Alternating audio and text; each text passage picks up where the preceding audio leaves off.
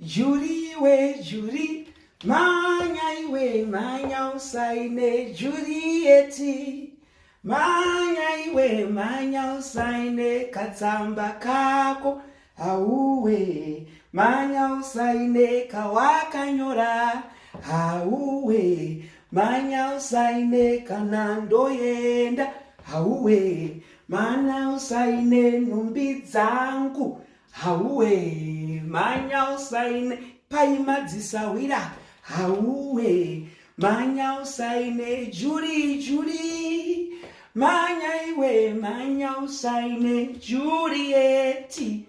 Kwafiwa kwa Kadungure nematambudziko nenzoi idzoka dzinoparadzanisa idzi, asi sehomwe yenyika changoti regai titaure tichida kungoyeuchidzana kuti upfumi hwamaichemera hwaGinimbi hune ropa.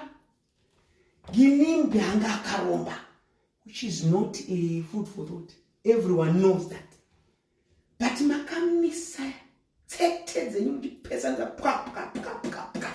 Ana Juliet na Neria muchirwisana sana zodwa muchiendesana kumahaikotuku. Nasi zviripi munhu kana akabata zvinhu zvake please zviendesei kana kumachechi kana kungosiya zvipo zviorere. Kwasara Neria maya manje tiri kunzwa watsva nemagasi iwe Neria uyo anosvirwa nakila timu manje munopera mese kuti tsvai munhu akaromba hazvisi zvekumhanyisana